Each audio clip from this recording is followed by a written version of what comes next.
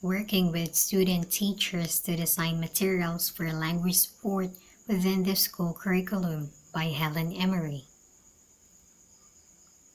Content in language integrated learning has become a hot topic in language learning and teaching circles in the world.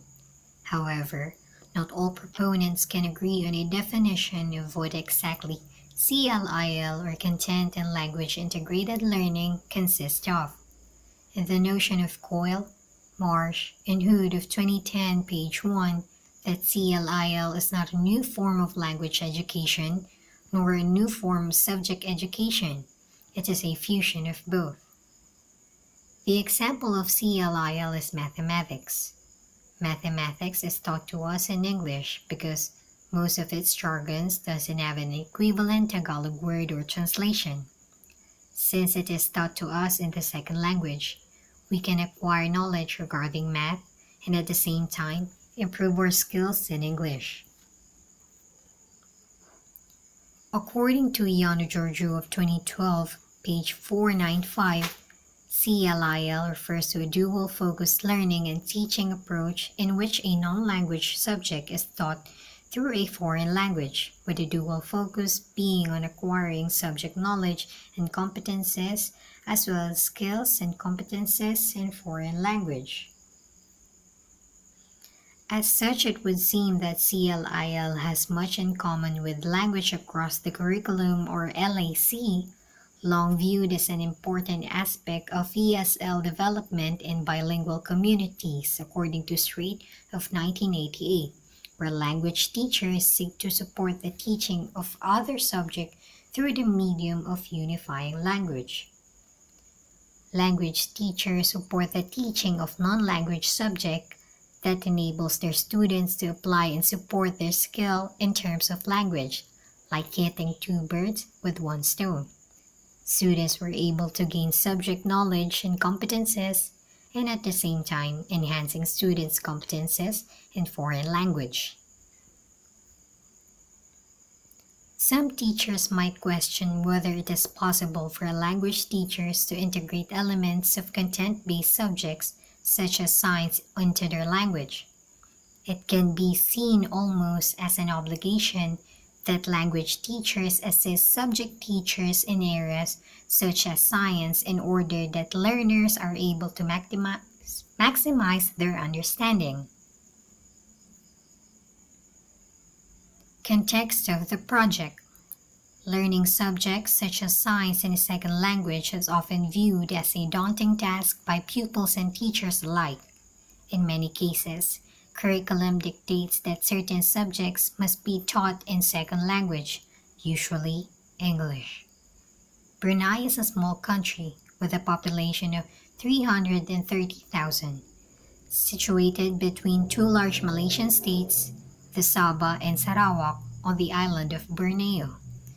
There are many cultural, ethnic, and linguistic similarities between Brunei and Malaysia, and both countries have adopted Bahasa Melayu as their lingua franca.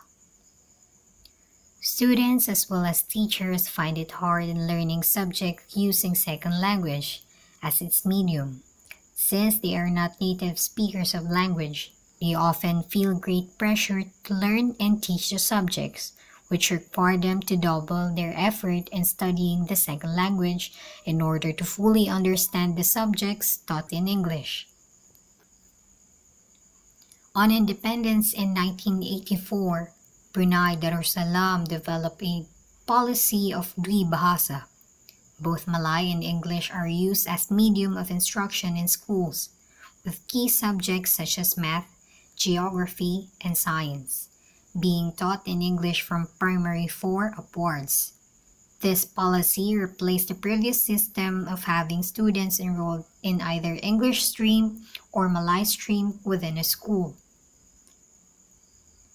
Before in Brunei, students may choose if they want to be enrolled in English stream or Malay stream. But since the Dwi-Bahasa policy changed the system, they have to take up subjects that were taught in English. The policy aimed their students to succeed internationally and prepared them for internationally recognized examination. the teaching of science and subject in Brunei schools.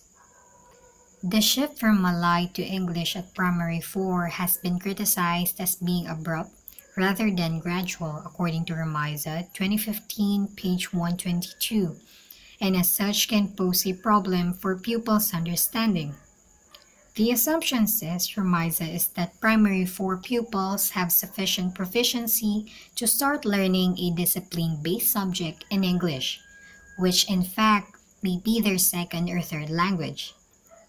However, if students don't possess necessary skills, they will start to lag behind academically and becomes more severe each school year, which is worrisome for teachers.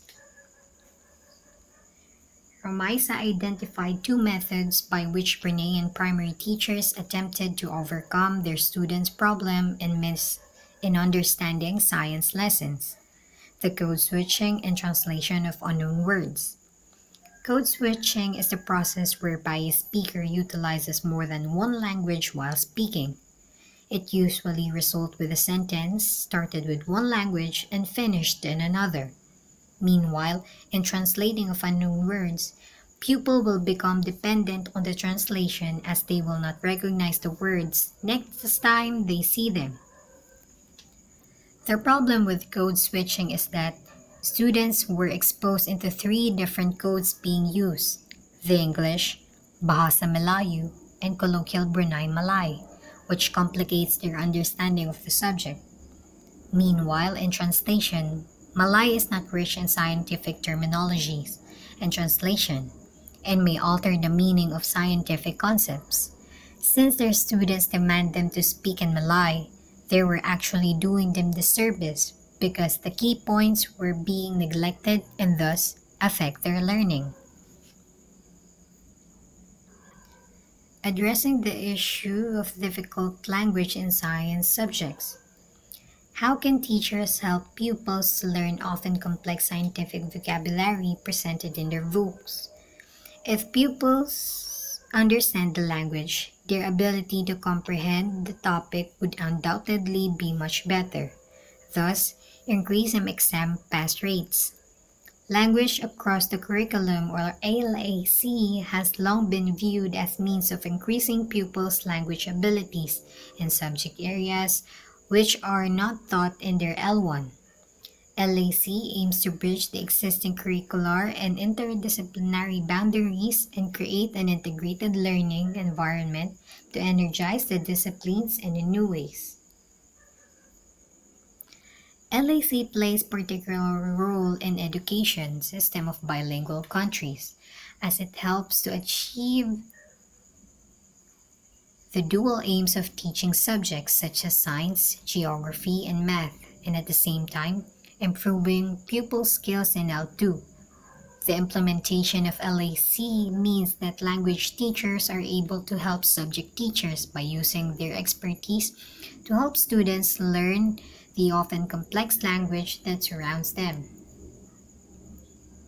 If the students understand language used in non-language subjects, it would be much easier for them to understand the subject as well. The use of LAC addresses the issue of learning language in bilingual countries. This system aids the teacher to help the students understand the complex language that surrounds many subjects.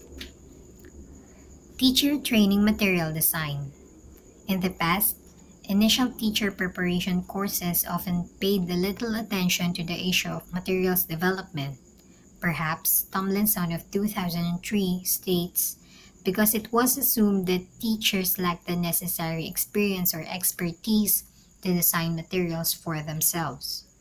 More recently, though, there has been a shift in focus from knowledge about teaching and related topics, according to Mann of 2005, page 106, towards a view of teacher education as an ongoing engagement between received knowledge and experiential knowledge, and Mann believes that knowledge of materials forms an integral part of this. According to Caniving and Martinez of 2003, believe that not enough emphasis is put onto teachers' previous experiences and cognitions when asking them to design materials for teaching practice. In set courses, they say require teachers to first reflect on theory of materials design, followed by a simple practice task. According to Tomlinson of 2006, page 448, believes this to be wrong way around. The real benefits come not from the greater knowledge gained from studying, but which from greater awareness and skill which comes from monitored experience of the process of developing materials. Tomlinson, in contrast to Caniving and Martinez, that knowledge towards developing materials that not come from studying but in great awareness and monitored experience. So, for example, if you observe that the use of visual aid is no longer effective to your students and not comprehended by them, it is a time for you to have a change of material. The Borneo Material Development Project.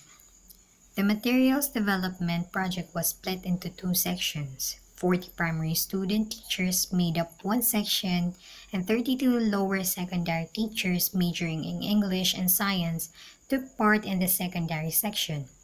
The primary teachers were asked to read through Chapter 5 of Go with Science Book 6, a science textbook used in primary school in Brunei. This unit focuses on environmental conservation. Although they liked the content very much, several students, teachers raised concern about the number of new words presented. They analyzed the text and listed vocabulary items that primary 6 pupils might have trouble understanding. Because of these concerns, the teachers thought that the best method of teaching would be through L1, or their native language, or the process of code switching mentioned on the previous slides. Then, for some phrases, translation is also an option. But as mentioned a while ago, this would not guarantee that the pupils will remember the phrases for the future use. Chitravelu, Sitamparam, and Te of 1995 in their training manual for teachers in Malaysia state that words learned through active use are more likely to be remembered than words, which are merely heard or read. They advocate regular repetition and practice and use of words to help the memorization process. The more the word is used, the more it is likely to be remembered. Translating unfamiliar words is acceptable for the students to understand its meaning, but getting used to the translation will simply make them forget the word or the term and will no longer be remembered. Designing tasks for vocabulary development. When designing tasks for language teaching, a teacher should be aware of the cognitives as well as the language demands he or she is placing on the child. According to Cameron of 2001, she defines cognitive demands as those related to concepts and to understanding of the world and other people, and language demands as those related to using the foreign language and to uses of mother tongue in connection with the learning foreign language. As a starting point, the teachers were asked to come up with a list of features they believe to be important in designing materials for young learners. This is the list they produced. Color graphics incorporating variety of styles. Examples: cartoons, line drawings, photographs. In order for the young learners to be familiarized with an image or object, they must see it, know its color, features, etc. For example, materials such as coloring books enables the young learners to visualize the image of the subject in wider than imagination. Simple instructions. Materials that has confusing or complicated instruction also affects its readers. For example, books that has activities and the instruction of the activity is modified true or false. How are the students supposed to know if they will just write true or false? Or are they supposed to encircle the incorrect word or phrase then write the answer? This is why simple instruction is necessary. No more than 10 new words in a task. Young learners should be exposed to something new in order to learn, but too much exposure will confuse them. For example, textbooks for primary students containing highfalutin or archaic words. How are they supposed to understand it? Few words would be acceptable, but if the whole text is like that, learning will not occur. Tasks that involve some kind of motor coordination such as drawing, cutting, or coloring. Other activities, aside from book written exercises, help students to explore themselves. Sometimes talents were also discovered through this.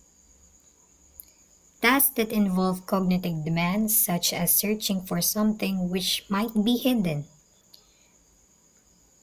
Word search squares spot the difference, and other activities that students find interesting help them have fun while learning. Tasks that involve competitive element. For example, quiz bee activities can be individual or group work, which will bring out the competitive side of the students. Tasks that involve joke or something funny. Role plays and other performing activities can be part of this, bringing out the creativity and the other side of the students.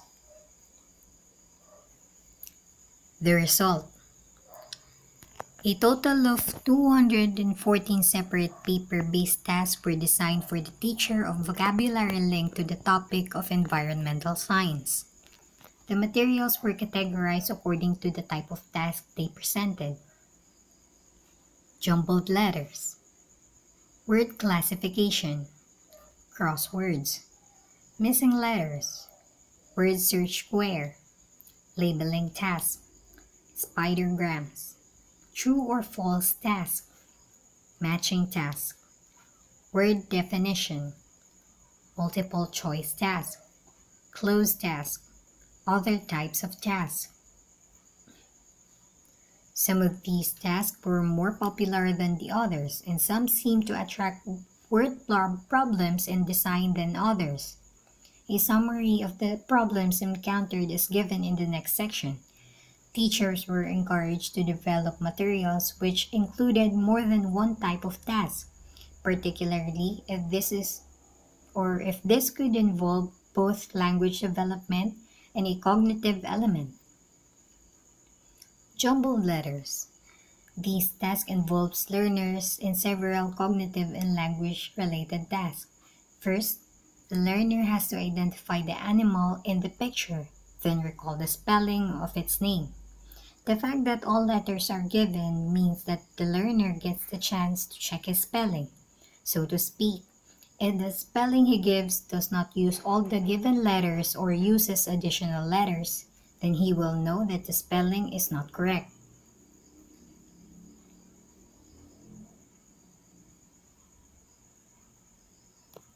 Classic spelling development activity, which focuses learners' attention on writing all the letters in a word in the right sequence, thereby helping to foster good sight spelling activities or abilities. The task is made easier if the first letter is given. For example, the word crocodile. This is because words are stored in mental lexicon by the initial phoneme or representative grapheme. Omitting this will make it harder for a learner to recognize the word.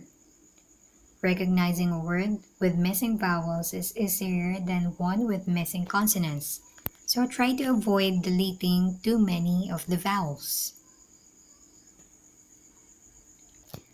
Fill in the blanks with the correct letters. Each word is provided with meaning or clues.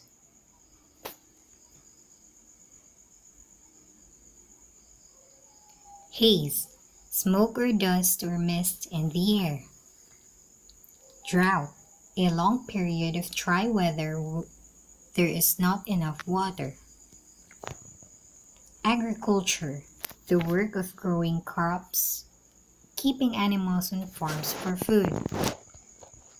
Litter, pieces of waste, paper, etc. that people leave on the ground.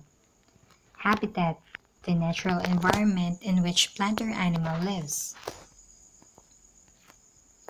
Rafflesia, the largest flower in the world which can be found in Sabah. Pollution, damage caused to the environment by harmful chemicals and waste. Note: don't commit more than 2 consecutive letters. Always give a clue, a word's identity. This might be a picture, a simple definition, or by presenting the word in the context of a sentence. A task to avoid is on where a correct spelling is given alongside several wrong spellings and learners are asked to encircle the correct one. This type of activity easily reinforces wrong spelling in the lexicon. Other types of materials. Some teachers were very creative in their efforts, producing materials which are hard to classify yet could be easily used for teaching vocabulary. One of these used a call my bluff format where word was presented with 3 possible definitions and learners would have to choose the correct one. For example, different species of mangrove plants have adapted in different ways to changes in environment. The word is adapted. Choice of definition. A. To adapt means to change behavior and attitudes in order to get used to a new situation. B. To adapt means to find an appropriate living place which you like. C. To adapt means to choose something, form a wide range of choices. Sometimes it could be argued through the definition was more difficult than the word itself. This was an issue that occurred in several of the tasks which could use the word definitions. Most frequently encountered problems of student-teacher when designing vocabulary activities. Although some very good materials were produced, not all were high enough standard to be used in teaching practice for the following reasons. Poorly worded instructions. This was often caused by student teachers' own poor English. The result is that activities become ambiguous and learners will not know what to do. Poor choice of vocabulary. Sometimes beautiful materials and activities were designed, but they focus on every grammar, for example, prepositions or verb, not the teaching of environmental science or vocabulary. Too few vocabulary items used in the activity. The instructions student teachers received stated they should use 8 to 10 words per activity. In word squares, too many additional letters were included, making it difficult to spot the actual word. Activities which did not promote learning of vocabulary but focus instead on areas such as grammar or reading comprehension. In word definition tasks, the definition itself was sometimes more difficult to understand than the word being tested. Last, uninterested layout. This point affected only primary school materials at this level. It is crucial that an enticing layout is used. List of difficult words and boring definition to be matched will not appeal to the learners. The end result is that the learning objective will not be met. Thank you.